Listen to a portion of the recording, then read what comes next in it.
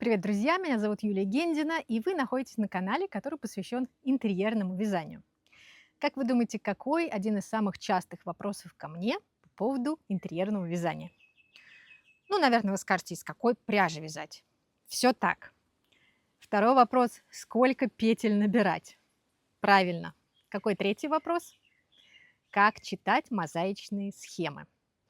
У меня есть уроки пошаговые для начинающих, вы, наверное, знаете. Есть целый плейлист в Ютубе, и в Дзене, и в ВК-видео, где мы с вами пошагово с самого начала и до каких-то нюансов рассматриваем и как работать со схемами, и как начинать вязать, и прямую мозаику, и центровую. Все это есть в книгах.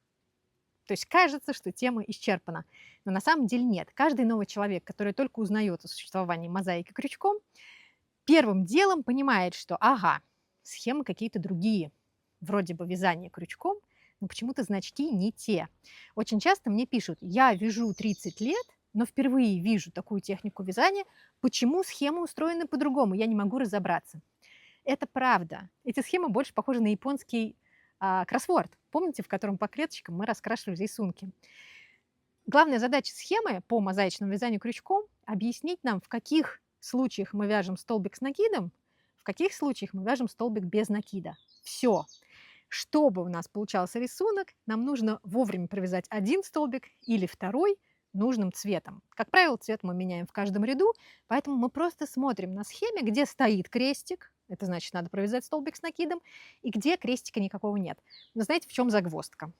Мы привыкли смотреть на цвет клетки. В классической мозаике цвет клетки не важен.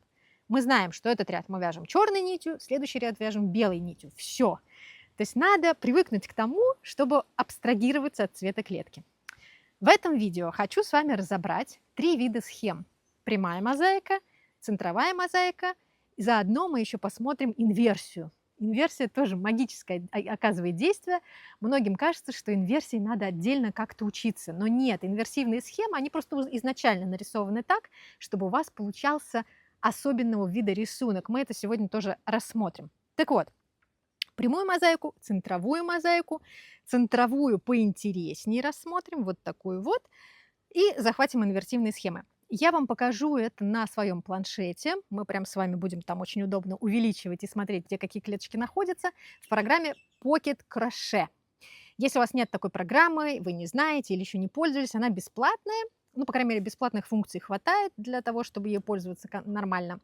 Она удобна тем, что там можно большие схемы раздвигать прямо пальцами, и там есть вертикальные и горизонтальные полоски, чтобы следить за местом, в котором вы сейчас находитесь. Она бесплатная, и у меня на Яндекс.Дзене есть статья, где я рассказываю, как пользоваться этим приложением, так что, предваряя ваши вопросы в комментариях, вы там можете все найти. Смотрим теперь на мой планшет и разбираемся, как работать с мозаичными схемами. Поехали! Так вот, мое приложение Pocket Crochet. У меня тут много разных папок. Сейчас мы с вами откроем первую. Так, наверное, начнем вот с этой вот схемы. Самая простая схема Сашико, вам наверняка знакомая. Линеечки, о которых я говорила. Так, итак, что мы видим на схеме? Сейчас мы еще вот так увеличим. Надеюсь, вам теперь максимально видно. Нумерация внизу, нумерация сбоку.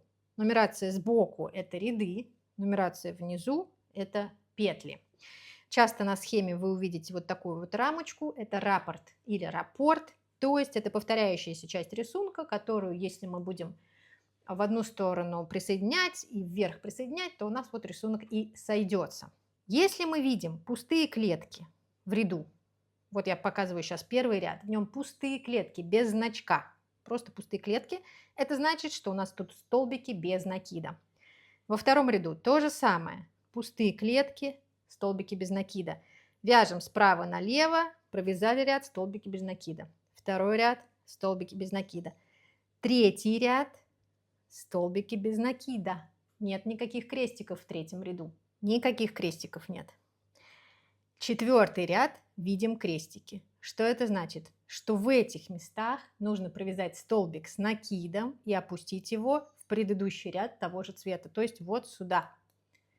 Мы здесь вяжем столбик без накида, столбик без накида, столбик без накида, столбик с накидом опускаем вот сюда.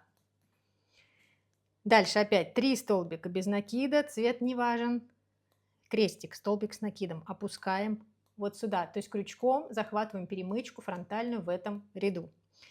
Дальше 5-й ряд, самый первый столбик с накидом, потому что в нем крестик, потом 1, 2, 3 столбика пустых без накида, 4-й опять крестик, опускаем столбик с накидом в предыдущий ряд того же цвета, вот сюда. Следующая клетка пустая, столбик без накида. Следующая клетка с крестиком, столбик с накидом, опускаем. И так далее. Каждый ряд снизу наверх вяжем, справа налево. Просто смотрим, клетка у нас с крестиком или без. Вот и все. Все очень просто. Цвет меняем в каждом ряду. Если мы начинаем с рыжего цвета, то есть первый ряд у нас будет рыжим, то вот эта фигура основная у нас будет связана рыжим цветом. Ее внутренняя часть будет связана белым цветом. Если мы хотим наоборот, значит начинаем с белого цвета, и тогда основная фигура у нас будет связана белым цветом, ее внутренняя часть будет связана рыжим цветом. Так? И вот что мы получим, если будем вязать ровно по этой схеме. Вот у нас рыжий цвет, вот он, первый ряд, вот у нас второй ряд, вот просто столбики без накида. Третий ряд рыжий, тоже столбики без накида. И только в 4-м ряду, вот в этом, вот у нас появился раз столбик. Где он на схеме? Вот он. Вот он. 2 столбик. Вот он на схеме. 3 столбик. Вот он на схеме. И так далее. Вяжем исключительно по этим крестикам. Это самый простой вариант. Идем дальше. Центровая схема. В чем отличие центровой схемы от прямой? В том, что мы начинаем вязать, правильно вы подумали, от центра. Нулем обычно обозначается начальное волшебное кольцо. Не провязанные в него столбики, а только само кольцо. Кольцо амигуруми оно еще называется. Лассо, то есть просто кружочек, созданный нитью для того, чтобы туда ввязывать столбики. Цифры, которые расходятся от центра, это номера рядов. То есть первый ряд. Считаем клетки в первом ряду, неважно какого они цвета. 1, 2, 3, 4, 5, 6, 7, 8 клеток. Это 8 столбиков, которые провязаны в это кольцо. 8 столбиков без накида. Почему без накида? Потому что здесь крестиков нет. Связали 8 столбиков без накида, сомкнули. Вот у нас в результате получился вот этот элемент. Где он на образце? Вот он. Вот кольцо в центре, и вот в него провязаны 8 столбиков серым цветом. Вот они. Второй ряд. Поменяли цвет на белый. Вот белый цвет. Крестиков нет, поэтому 1, 2, 3, 4, 5, 6, 7, 8, 9, 10, 11, 12, 13, 14, 15, 16 столбиков провязали. 16 столбиков. При круговой мозаике есть, конечно, правило формирования углов. Это уже на практике можно посмотреть любой мой урок по центровой мозаике и понять, что мы во все угловые петли вяжем 3 столбика без накида. То есть вот у нас центральная угловая петля первого ряда. Мы во втором ряду в нее вяжем 1, 2, 3 столбика без накида. В третьем ряду в центральный, вот в этот вяжем опять 1, 2, 3 столбика без накида. Надо не забывать здесь, конечно, про эти углы, но плюс еще смотрим, есть ли крестики или нет. Итак, вот связали второй ряд. В третьем ряду крестиков нет, поэтому просто вот у нас третий ряд связан. Столбики без накида с провязыванием в углы по 3 столбика. Вот эти 1, 2, 3. Четвертый ряд смотрим. Тоже без крестиков. То есть четвертый белый ряд тоже вяжем без столбиков с накидом. А вот в пятом ряду что у нас получается? В центральную петлю предыдущего ряда провязали 1 столбик без накида, 2 столбика без накида, туда же, видите, в эту центральную петлю. И в следующую петлю крестик вяжем столбик с накидом и опускаем его в центровую петлю третьего ряда, вот сюда. Где она здесь? Вот она. вот этот столбик с накидом. То есть вот мы провязали, начали ряд с 2 столбиков без накида в угол, центровую петлю вот сюда, и потом столбик с накидом в центровую петлю, но уже на ряд ниже.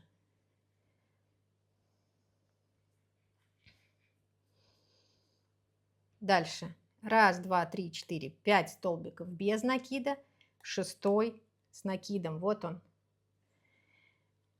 Дальше 1, 2, 3 столбика в центровую предыдущего ряда и переходим на следующую сторону квадрата. Обратите внимание, здесь квадрат симметричен относительно центра, то есть все его сектора одинаковые.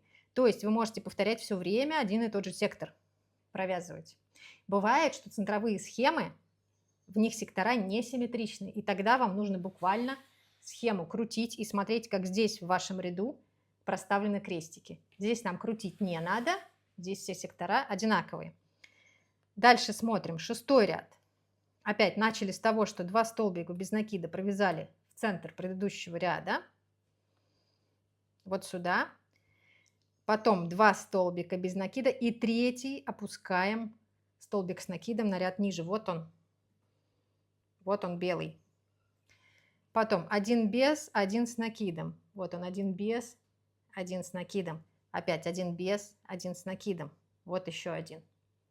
И так далее. То есть ничего сложного нет. Практическое вязание, повторю, есть в уроке по центровой мозаике. Бывают интересные случаи. Смотрите, вот здесь, например, обычная центровая схема. Это вот этот вот элемент. Но здесь, видите, сразу в центр провязан вот такой вот крест. Здесь у нас никакого креста не провязано. Здесь просто у нас 8 столбиков в кольцо. Здесь вот и на схеме тоже этот крест отображен. Давайте посмотрим, как нам это вязать. Чтобы нам получить в центре вот такой вот крестообразный элемент, нам нужно эти столбики опустить прямо в центр нашего волшебного кольца. То есть мы смотрим, какого цвета на схеме эти крестики, вот эти вот полоски вот этого центрального элемента, они здесь красные. Это значит, что, чтобы цвета заменить, чтобы у нас в каждом ряду менялся цвет, это значит, что начальное кольцо у нас должно быть контрастного цвета, белого. Здесь даже его не видно, потому что этот крест закрыл этот белый цвет, но там вот на углах только видно. То есть мы здесь набираем в волшебное кольцо 8 столбиков без накида белого цвета, а во втором ряду меняем цвет на красный и уже провязываем здесь в нужных местах столбики с накидом, провязывая их в самый центр нашего кольца. И тогда получится вот такой вот фрагмент. Просто хотела обратить ваше внимание, потому что часто тоже много вопросов по этому поводу. И еще, как и обещала, хотела вам показать про инверсивную схему вот на примере котопледа. Сейчас мы с вами посмотрим внимательно.